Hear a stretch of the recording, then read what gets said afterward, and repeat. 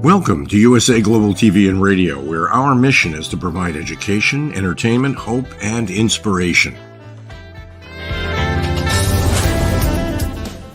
USA Global TV and Radio connects you with experts and audiences all around the world every single day to help you succeed in business and to live a richer life. Visit us at usaglobaltv.com to learn about career and life-changing training and mentoring programs like the Listening Mentor. Subscribe to our newsletter to stay informed about our special programs and offers.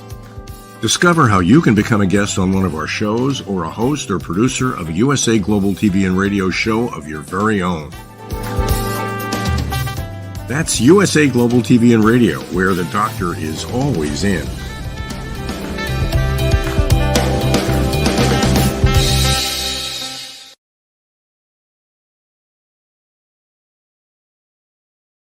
Howdy, y'all. Red Laughlin here on the Corner Bookstore on the USA Global TV and Radio Network.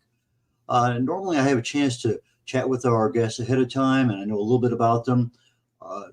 Things happen. Anyway, Sebastien de Castell is our guest today. He is a Canadian fantasy writer, very, very prolific writer, well over a dozen books: The Wheelwright's Duel, Grave of Thorns, The Fox and the Bowman. His Greycoat series has been described as a cross between the Three Musketeers meets the high fantasy. So in our brief discussion just before we got here today, he was talking about magic and a book that he wants to put forth. We're going into that field of magic, just a little bit about what is real, what isn't, how does it affect our lives. And I'm going to let him go a little bit more detail of that. So Sebastien, please join me today. Hi there. Thanks Howdy. for having me on, Okay, so you're Canadian. What part of Canada are you living in? I'm in Vancouver. I was originally born on the East Coast in Quebec, but a long time ago I moved out here in Vancouver, and where it is a lovely, balmy. Well, I don't know what it would be in Fahrenheit. Here it's about 7 degrees Celsius, so it's a little wet and a bit of a chill, but not too cold. So it's a lovely place to be. It's been a long time since I was in Vancouver. It's quite a long time. Back in the 70s, I guess, is probably the best way to talk about the last time I was there. And I'm sure more things have changed than I can think about.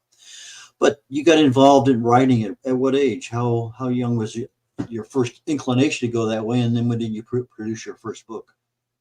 You know, I'm proud to say that that I'm one of those rare writers who didn't write as a kid or as a teenager, who never, showed any of the signs of being destined to be a writer in any way, shape, or form. I was working in a touring rock and roll band in my late 20s, and playing Brown Eyed Girl 3 times a week and being sued by the bass player for control of the band.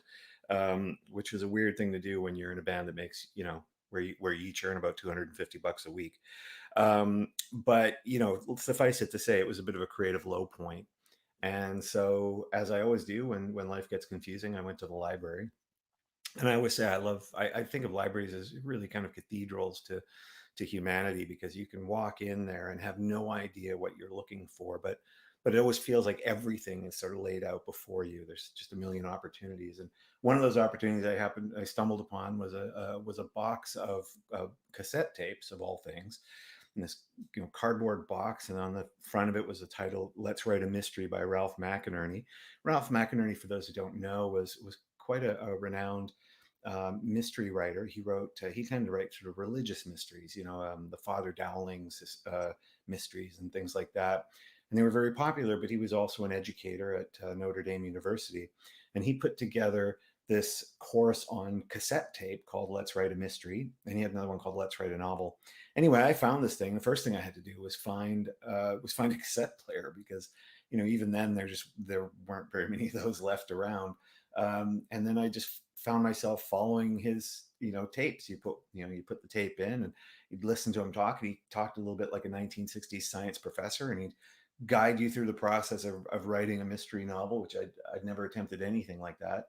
And lo and behold, inside of, I guess, a month or two, I'd written my first novel. And it was an absolutely terrible novel, but that was okay, because it kind of helped me cross that Rubicon of becoming a writer, of being able to hold a whole book in my head and put that out there page at a time. And so it wasn't that long before I wrote my second novel, which was called Trader's Blade, and that became my debut. It launched my career, and it got me a 4-book deal, and then after that I got an 8-book deal, and then another 4-book deal, and it's just gone on and on since then. You've won some awards, Astounding Award for Best New Writer, David Gemmell Awards for Fantasy. I'm sure that there's probably a lot that I haven't even mentioned. So uh, somebody just recognized you and said, here's an award, or how does that award system work in Canada? I'm sure it's probably a little bit different than it is down here in the United States. Well, I'm a bit of an odd duck, because both my world rights publishers are based out of the UK. So if I go somewhere in London, people know me as a novelist. When I go somewhere in Canada, people just know me as, you know, another Canadian guy. So I'm, as with most Canadian artists, I'm more famous abroad than at home. With the awards thing, I mean, that's its own whole bizarre world, because you have all these different tiers of awards. If you think of, if we use an analogy maybe that more listeners will be familiar with, in movies you've got the Oscars, and everyone thinks, well, that's the big one, but there's the Golden Globes, which is also big below that. But as you go down, you can get down to best film for some small town, for, sorry, not to be down on Duluth, Iowa. I'm sure it's a lovely place. I haven't seen it, but I'm using it as an example of a smaller market. Best film festival for Duluth, and you can kind of go all the way down. And so I've been nominated for, I was nominated for, I guess, yeah, the Astounding Award, which used to be called the John W. Campbell, I think, award. But he turned out to be a bit of a problematic figure from sci-fi and fantasy's past, and so they renamed it the Astounding. And that's part of the Hugo Award, so that's for fantasy and science fiction. Those are kind of the Oscars, so to speak. And then I was nominated for Best New Writer for the Gemmell Awards, which I think they call the Morning Star Award. But these things all trickle down. So yeah, my talent is at being nominated, not so much at winning. Although I have won, a couple of smaller awards, and it's lovely. But I will tell you, and your listeners, as every writer will tell you, the awards aren't really. They don't have the same sort of meaning for novelists, I think, or certainly for genre novelists, fantasy novelists, science fiction novelists, crime novelists, as they probably do for other fields and for more literary novels. Literary awards for literary novels, those make the difference between having a blockbuster, getting speaking engagements and things like that versus not. But for me, the job, despite all the wonders that come along with it of getting, I've been lucky for a decade to make a great living as a novelist, and to get to travel places and meet fans and be nominated for things and be interviewed on great shows like this one. But the essence still always comes back to the same the same practice that's accessible to every one of your listeners, which is I sit down, I try to tell the best version of the story I most want to tell, and that's it. That's the endeavor of being a writer, and almost all the pleasure comes from that, from finishing a book, and then holding it in your hands, whether it's published by a big five publisher or by yourself, however people choose to do it. That's the joy of it. That's the practice. Well, I think a lot of us authors have a tendency, we write because we want to write something that we want to write, but it's not necessarily something that the reader wants to read. And so obviously you've had a lot of success in your fantasy writing because you found an audience that not only wants it, but it's looking forward to the very next book that's coming out. I think most of us find an author and we read everything they have, and then we're just waiting with bated breath for the very next book to come out. And so I'm sure your audiences are very similar between the books that you write. So when you're writing, do you have a mental concept of that person or that group of readers as to how you're filling their need? Tell us about that. That is a really important question, because people will often ask, interviewers will often ask novelists, I'm sure you've had this, how do you deal with negative reviews? And most of us deal with negative reviews by not reading them. Or when we do read them, by having a sense of humor about it and an understanding that no book is for everyone. I think most people would say The Lord of the Rings is a vitally important fantasy series, a cornerstone of the canon of genre of fantasy fiction. But lots of people don't like it. Lots of people don't like the Three Musketeers. But on the flip side is almost more dangerous, which is, what do you do when you have lots of fans who love particular things that you do and want you to do more of that all the time? And that voice in your head can be equally as dangerous to the critical voice, because it's sort of trying to tell you to repeat yourself a lot, and that's completely natural. If you're a chef and you make a really wonderful chocolate cake, your customers are going to want you to make another chocolate cake. They'll want it to have a different name, maybe look a little different, but fundamentally they'll want it to be the same thing.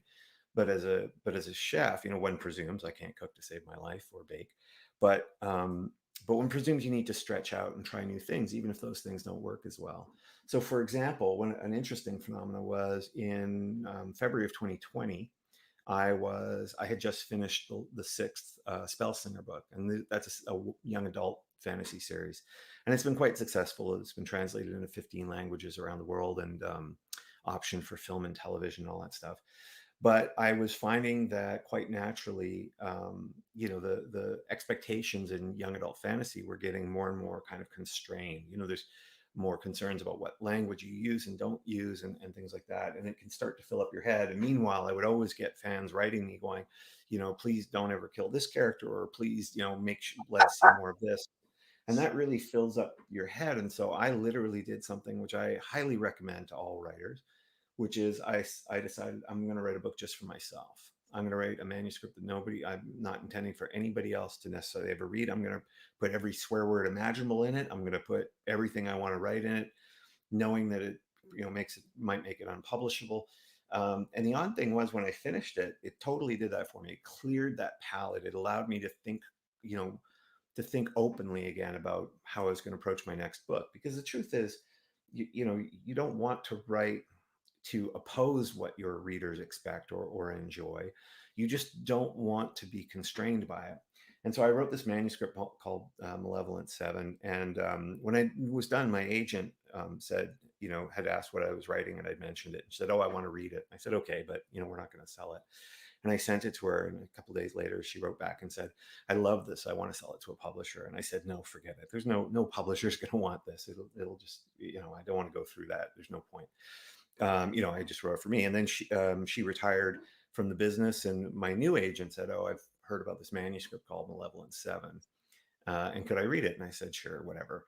And then he read it, and 2 days later, he came back and said, "Oh, I love this. I want to sell it to a publisher." And I said, no publisher is going to buy this thing, but if you want to, embarrass yourself, go ahead. I'll tell you, Red, that was the fastest book deal I ever signed in my life. And it became, this book, Malevolent Seven, which ended up has sold 4 times its sales targets for the first year. It did that inside, I think, the first 6 months. So it did incredibly well. But oddly, this was not a book meant for anyone to read. This was the book that was just me going, I'm going to write what I want to write, irrespective of what anyone else's expectations are. And yeah, it's an odd thing, but I think it's such a good practice, especially for for writers who have written a couple of books or a few books, and you put them out.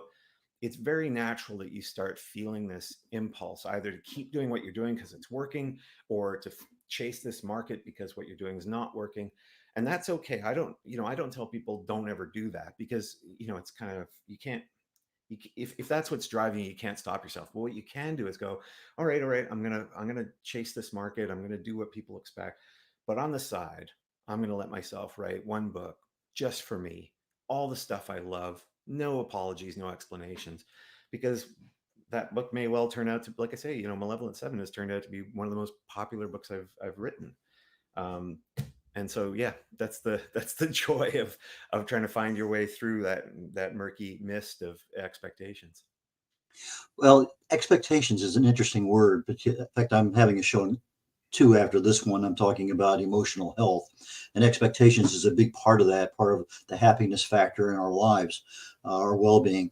But when you mentioned expectations with regard to a cook or a baker and a chocolate cake or whatever, and we read a book and there's a certain expectation there of that character, or of the how do they get out of these, how do they even get into the problems they get into, and then who is, all those things add up. And so we do have expectations of our authors to continue with that character. I can remember the first time that I read something, and within literally 2 sentences, the main character that was in that part of the book was dead, Mm-hmm. snake bite, uh, and not unexpected out in the Old West in the 1850s. But it just, I mean, it just clung to me right there, because I was able to read something and it just literally emotionally affected me so quickly. I had to go. I read it about 4 or 5 times. Is that what I really read? And so, as a writer, you're trying to capture that psyche up here of what's going on, and you do it in a unique way. You do it with a fantasy. So you took reality. Tell us about how do you mentally take that reality and start making a fantasy out of it, and then keep it within the realm of believability and expectations. Well, it's funny, authors are often asked, where do you get your ideas from? And we all sort of tend to have our stock answers. There's the usual joke, I have a box that I bought from some snake oil salesman who, that's full of ideas, or I have a muse, or I read whatever people's answers are. But I have found that question useful, because it's made me realize that often the way that I come up with ideas is by considering the gap between kind of what I feel inside me and what I see out in the world, and going, that gap is usually something we can't explain very well. And if we try to explain it in literal terms, we come across, I don't know, sounding either very political or very, I don't know, very awkward, but never quite in a way that creates a greater understanding. And so what I try to do is recognize that a novel is a great way to fill that gap between what you kind of think about the world internally and what you see outside in the world. But more specifically, one of the things I love to do is, there's this definition of sociology that I really love. It's Sociology is seeing the strange in the everyday and the everyday in the strange. In other words, it's both about looking at other cultures that we might think of as exotic or strange, and go, no, we have to look at them through the lens of that is the everyday, that is what's normal. And then looking at our own culture, what we're accustomed to, and looking at it as if it's strange, as if we're anthropologists or sociologists examining it.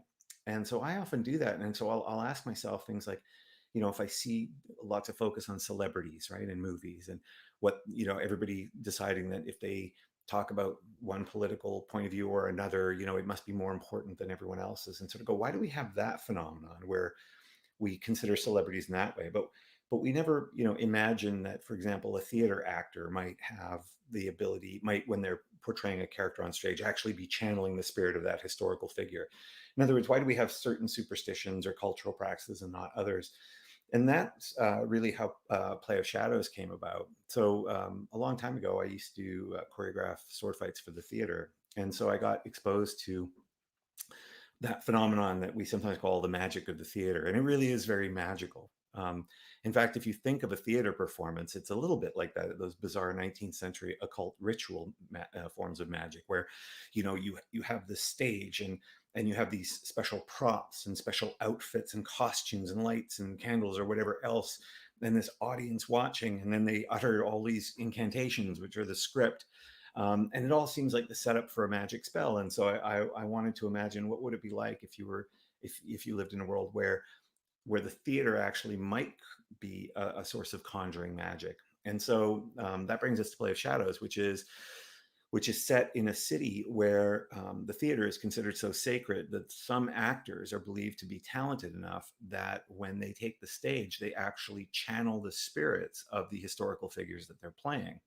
And our hero, if we can call him that, is Damelas Chadamantain. He's the great, great, great, great, great, great grandson of one of the first dueling magistrates. The very heroic sort of figure. Unfortunately, Damelas himself begins the story fleeing a judicial duel because he knows he's going to lose, and he hides out in a theater. And fortunately for him, one of the actors takes pity on him and helps him kind of join this theater troupe. But when Damelas takes the stage, playing a very minor role in a historical play, he accidentally blurts out these lines that are not only not in the script, they're completely treasonous. He basically accuses the city's greatest hero from the past of having been a murderer, and soon finds himself inhabited by the spirit of the city's most notorious villain, who's desperate to tell their own side of the story. And so soon this band of misbegotten actors has to find a way to either bring the truth to light and prevent a conspiracy from taking over the city and ultimately the country, or find themselves in the gallows. So it's a lot of swashbuckling fun, but it's all built on that thing of going, here's this thing I see in the real world, the magic of the theater and all the feelings that brings up. And how can I translate that into a fantasy world where I can then use that as the basis for an entire system of magic? Okay, so the what if happens, and here's the script. Somebody doesn't say the script, and boom, what do you do? How do you respond? How do you react? Hmm. And that might be fine for one line, but if it's going down a path that it was never there, I can see where uh, that could be very mentally challenging for the author, but even probably more so for the reader, because this is nothing that we've ever touched before. So you talk about swashbuckling. I see the two swords behind you. I'm sure you probably have other ones around your room there too. But tell us about the swords. Yeah, I started fencing. I fenced a bit when I was in college, and then did it again years later. And then that's what got me into choreographing sword fights for the theater. And fencing is just a wonderful sport. It's a wonderful physical activity. It's engages your entire body and your brain all at the same time. You have to be kind of strategic, but you also have to, figure out how to train your reflexes to just move a little bit faster.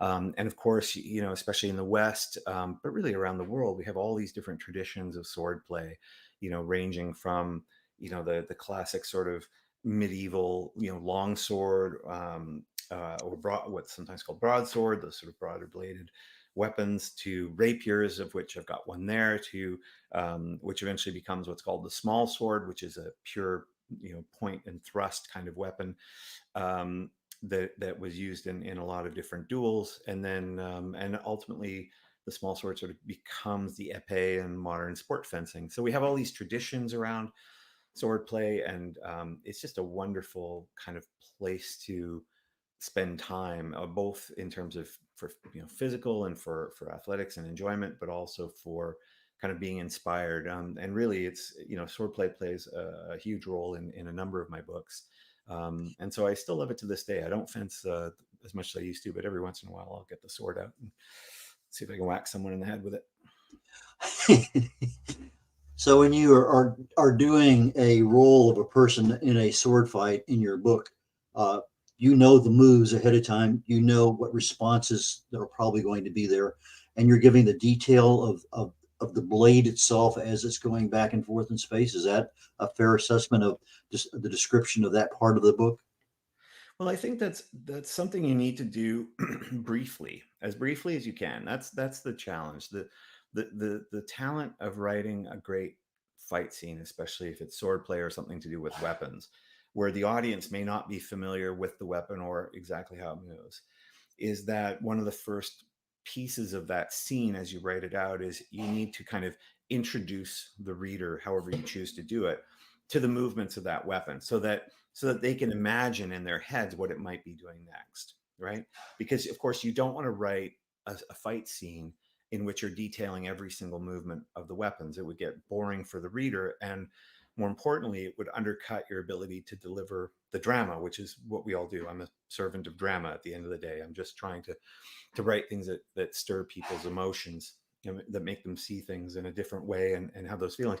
And those things don't come through exhaustive, encyclopedic litanies of sword movements. And so what I often say is your first job when you're writing a fight scene is to teach the reader how to choreograph the rest of the fight themselves. So you show them a little bit about how it works. You bring them into it in terms of how that weapon works and how it moves.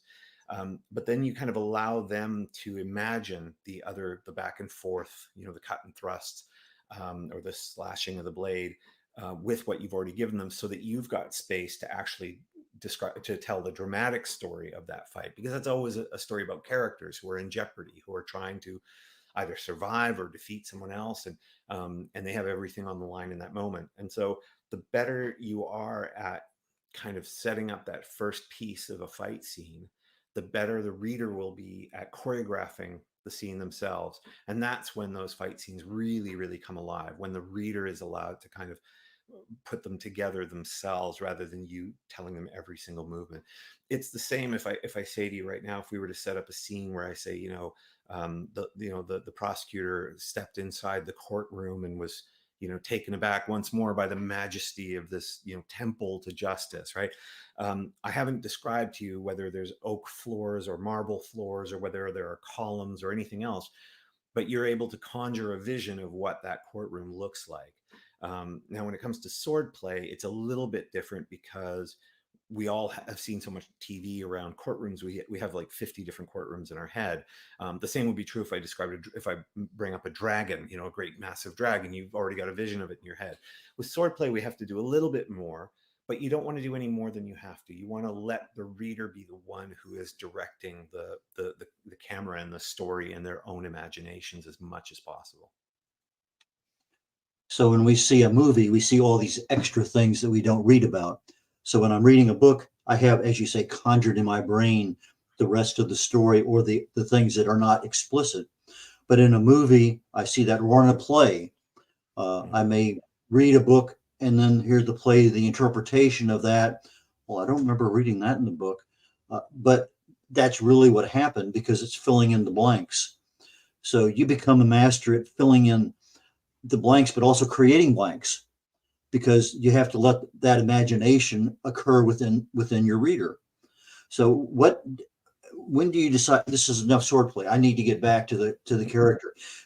There's a fine line, I'm sure, and you probably crossed over it back and forth a couple of times, not going so far or going way over. So when do you learn from your own writing that okay, and that's enough? I need to move on. You mean in terms of when the book is finished and when it's not finished? No, in the individual scenes, like the Oh, sword play, in the and sword place. You know, as a general rule, you try to ask yourself, when's the soonest I can cut off this scene? Um, because modern readers, especially, expect a faster pace than let's say readers in the 19th century would. When novel, back when you'd start a novel and it would describe the main character's childhood. We don't tend to do that so much now. It's not that it's not an excellent form of storytelling. It just isn't one that we tend to practice so much now. Now there's a tendency to want to get us into the action, but equally important to getting us into the action is figuring out how to get us out of the action. So very often I will, with a scene, ask myself, how do I need to keep stretching this out? Could this actually end sooner? Because you kind of want the energy of the scene to be carried forward.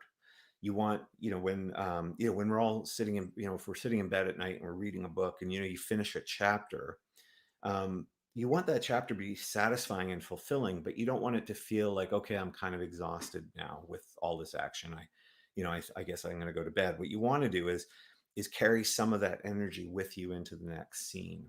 Um, so I will often ask myself, can I cut this a little shorter? With sword fights, I rarely find myself, or with fight scenes or, conflict scenes like that, I rarely find myself thinking, oh, I've stretched this one too long, because what I'm really writing is the series of dramatic emotional beats inside that fight. What does it feel like to be inside that fight? So, for example, if we're writing a fight scene, it's a sword fight. It begins. It's a young woman. She's maybe only 16 years old, and she's small, and she's in this tavern, and suddenly she's going to be forced into a sword fight with this hulking 6.5 foot tall brute. That's a kind of a setup that we've all seen a million times before.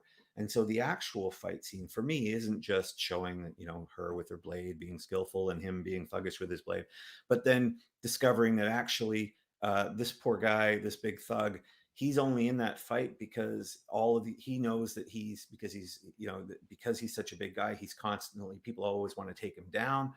And so he knows that if he doesn't jump into this fight, the people that he's a little scared of might decide, oh, maybe he's not as dangerous as we thought, and maybe they'll take him down. So suddenly he's forced into this fight. Or maybe we find out through the course of the fight that young woman, who seemed like she was almost a victim of it all, set this whole thing up because she wants to take him down so that she can get to somebody that he works for. And so that's the real story. It's not the clashing of the blades. The clashing of the blades is just it's a wonderful vehicle for dealing with that drama, for dealing with those characters and what they're afraid of and what they want and what's standing in their way.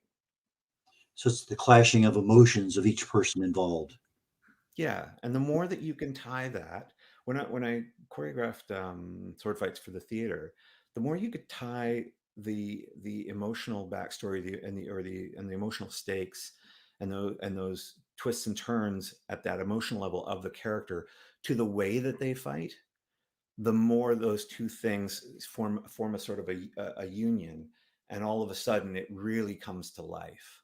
That's what you want. If you have a character who's you know just angry and out of control, but their sword moves look exactly the same as the other fellow who's calm and controlled, then it becomes a little harder to tell that story.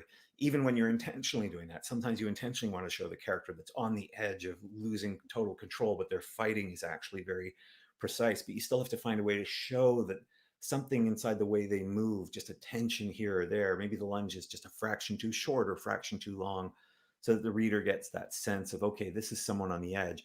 And so that when they're looking at that next move that you choose to describe, they're looking at it not just for the move itself, not for the spectacle, but for what it's going to tell them about the state of the character. Play of Shadows. Is there any part of that book you'd like to read for our audience? Oh my goodness. I wouldn't normally say so, but I will read. So I always hate spoiling books, but I will read for you just a little bit from the very opening chapter. Um, and so here it goes. And actually, because I spend a lot of time working on, how do I want to bring the reader into this world of this story.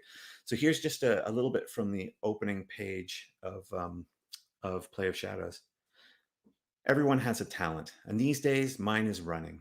So superb is my aptitude for panicked flight that it almost makes up for my less admirable traits, which include cowardice, poor fencing skills, and a regrettable tendency to forget those faults while making bold threats against brutish thugs who suffer no such deficiencies of their own.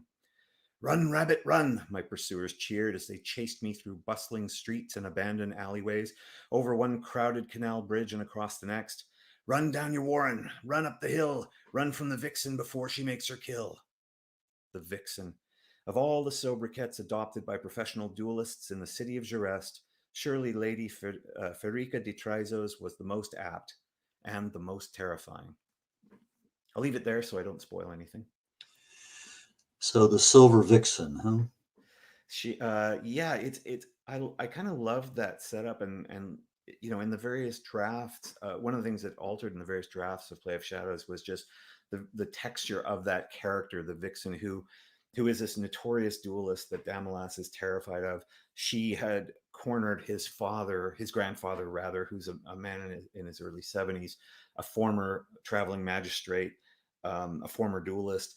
But now, around 70 years of age, she had cornered him into an honor duel. And Damalas, who has a propensity for being very bold in the moment and then realizing too late that he can't back it up, had managed to challenge her to a duel first. And so he was supposed to be right before the beginning of this book, he was supposed to finally be in that duel where he realized he was absolutely going to lose within 60 seconds and therefore ran. And now he's being chased through the streets by these bravos for hire, these kind of thugs called the Iron Orchids, who play a very big role across the story, but often hire themselves out for certain kind of tasks like chasing down fugitives and dragging them back to the dueling court, so that the vixen can have her way with them.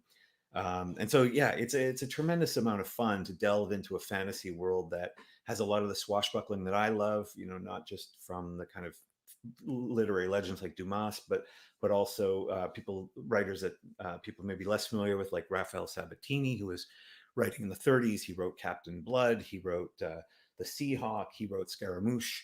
So I love all that world, but I also love the world of the theater and that blend of swashbuckling action and actors with all of their bizarre Shakespearean insults, and their sort of backbiting and vying for greater roles, even as the world is kind of falling around them, was just tremendously fun for me, and I hope for readers as well. When you have magic and fantasy, you have the option of bringing a character back who might have been killed earlier, even in an earlier book. Is that something that has interested you at all? I've never done that across the 16 novels I've had. I think, there's a fundamental rule. Remember, I mentioned that the first book I wrote was a mystery because I happened to be taking Ralph McInerney's cassette tape course of how to write a mystery novel. And in the mystery and crime tradition, particularly in the North American one, there is a kind of a rule about playing fair with the reader. In other words, you can't have a mystery solved with clues that the reader didn't already have. And I think that's also true when it comes to things like death in books. As a comic reader, as a kid, you'd often read, you'd have a huge comic book event where a very important character dies. And then, a couple of years later, they just bring them back to life. They use, either magic or they use some kind of technology, or, oh, it was actually a clone or something like that. And that's a bit of a soap opera device. There's nothing wrong with soap operas. I think they can be absolutely lovely. But for the style of writing that I do, I have to kind of play fair with the reader in that if someone dies, I haven't found a way yet where I could bring them back. The only time that's ever come up is in a book where the main character has reason to believe his dearest friend has died. The evidence is all there, but it actually isn't them that's dead. It's and it's not like a clone or something, but it's just he finds the bones and and thinks that's what's happened. But I don't think I've never really considered bringing a character back from the dead because swashbuckling is a tricky kind of subgenre to write in because it's all about daring heroics. It's about trying to solve a problem the most daring and grandiose way imaginable, even though the odds are against it. Which means, if it works, it's wonderful, but it has to not work sometimes. And if you can just, pull that lever and suddenly bring back a character from the dead, I think it's very hard to make that feel satisfying for the reader. Certainly for me. Other people, I think, probably found ways to do it really well. I recall George R.R. Martin in the Game of Thrones books. So the books, not the TV series. They didn't do this in the TV series, but a very important character dies, and in fact does die in the books. But they bring her back in a sort of very semi-zombie kind of state. In fact, I think they did something similar in the TV series as well, and it was sort of okay there. But yeah, I don't tend to do it. Okay, well, we're at the end of our time here. Play of Shadows. Do you have anything that you really want to say about that we haven't talked about yet? Um, no, other than the fact that although it's set in the world of the Greatcoats, which was my first quartet of books, for readers who haven't read the Greatcoats, you can certainly jump in here. You're not going to feel lost. You're not going to miss out on anything. You can start with Play of Shadows. In fact, you can start with Crucible of Chaos, which is another book in this series that's a bit more of a mystery, supernatural mystery.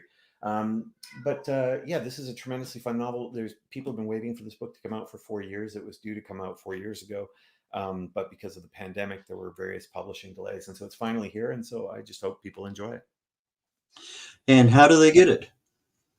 Well, it's available all the usual places, all your major bookstores, your Amazons and Barnes and Nobles and fantasy specialty shops, but pretty much everywhere. It's available on Audible for those who like audiobooks. Joe Jameson is one of the absolute greatest narrators in the business, and he's knocked this one out of the park. He does the narration in all my books. So if you enjoy his performances, and he is an actor, and so one of the things I love when he does the narration for my books is he gives all the characters their own voice, and it's a performance, not just a reading. And so if you enjoy him there, he does all of my other, almost all my other books, other than the Argosy books, which are voiced by the fabulous Kristen Atherton, who likewise brings all the characters to life. Ebook, hardback, audiobook. For people who really love special editions, there are, I believe, 5 different special editions of Play of Shadows out there with sprayed edges and foil and all this kind of stuff, from the Broken Binding in the UK, from Inkstone, from Goldsboro.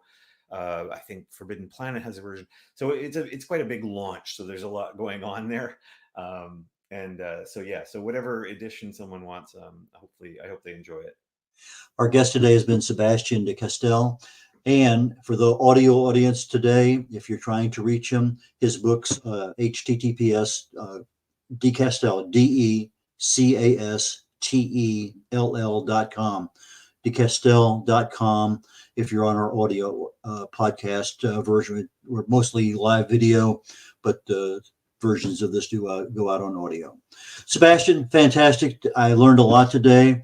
I learned that primarily sometimes you got to plan not only to get in, but you got to plan to get out as quick as you can. That makes sense. So you left me with that factor that I need to consider. So thank you so very much. Thanks so much, Red. Take care. Bye, y'all.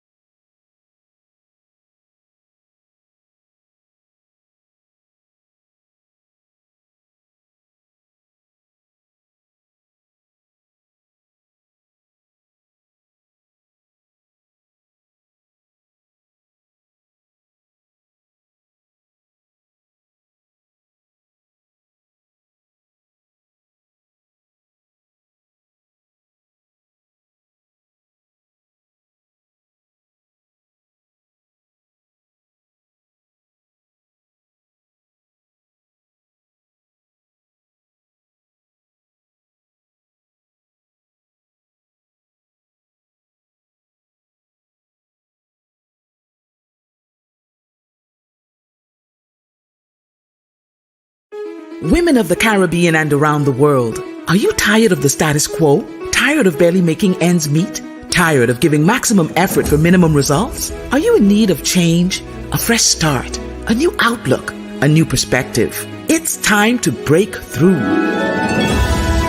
Join us along with women from around the world at the Empower Her Escape. a 5-day all-inclusive royal cruise to the Bahamas and Florida. Connect with world leaders and influencers and begin afresh your journey to more. Hear dynamic speakers with sessions on women in leadership, the importance of mentorship, how to start a business from the ground up, financial literacy, an integrated approach to wellness and wholeness, and so much more. Guest speakers include First Lady Anne-Marie Davis of the Bahamas, Her Royal Highness Katerina of Yugoslavia Lady de Silva, Her Royal Highness Queen Sekothali Mephena of South Africa, and Coach Max, Global Multi-Six-Figure Wealth Coach. Cruise packages include 2 nights at an all-exclusive resort, gratuities, taxes, and port fees, red carpet welcome and extravaganza, course materials, and a souvenir gift bag, flight not included. The Empower Her Escape Cruise takes place on May 15th through the 19th, 2024, departing from the port of Palm Beach, Riviera Beach, Florida. Hosts for this life-changing event are Coach Cherish Hollingsworth of Florida and Coach Mercy Gilbert of the UK. For more information, visit our website at www.empowerherroyalescape.com or call us at 954-203-6608 or email us at cherishresiliencecoach@gmail.com.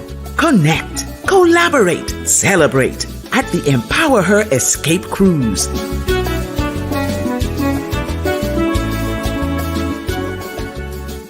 USA Global TV and Radio proudly presents our partner and sponsor, Mr. Philip Sykes and the British School of Excellence. Building confidence, changing lives. And now, proudly presenting the Polished Professional. On a transformative journey with the British School of Excellence's comprehensive suite of masterclasses, crafted to elevate your professional and personal life. 8 outstanding modules will elevate you to the next level. Module 1, Exploring Life's Purpose, delves into the depths of self-discovery, guiding you to chart your unique path to fulfillment and success. Module 2, Mastering Professional Presence and Confidence.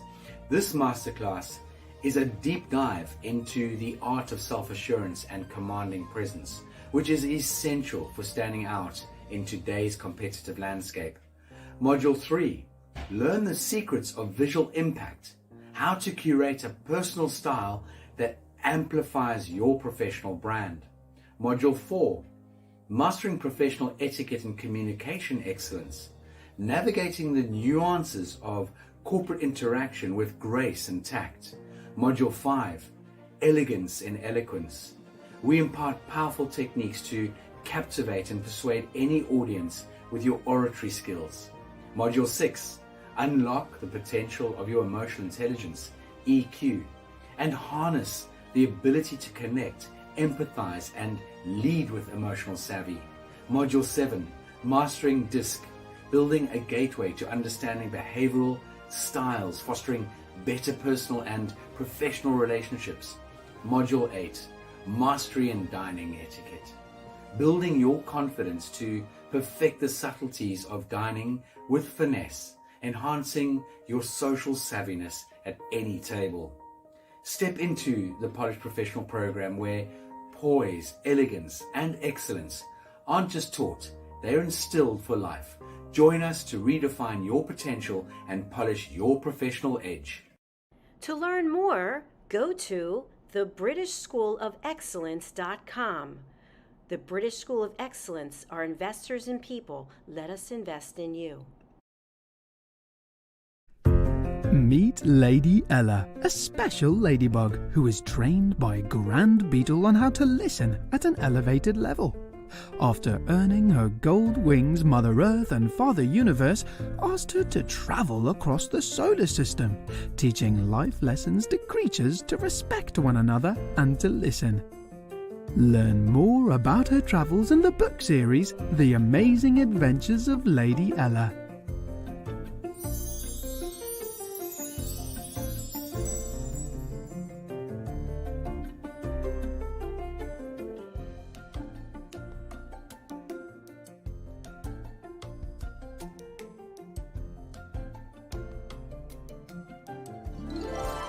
The Amazing Adventures of Lady Ella, the Listening Mentor.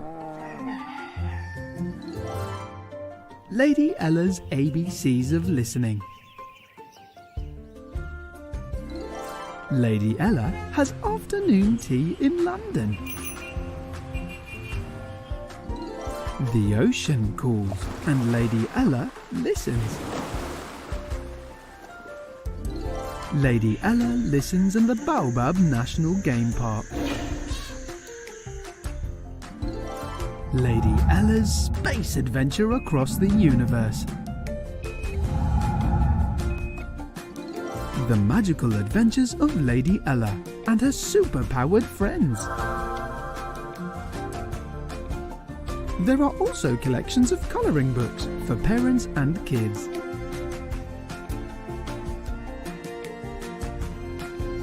Providing world-class education, entertainment, hope and inspiration. Join our team of elevated listeners to teach children elevated listening skills.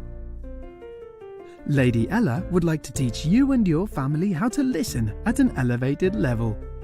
If you're interested in learning life lessons as well as how to communicate more effectively as a family, go to Amazon and order Lady Ella's books. They're all there just waiting for you.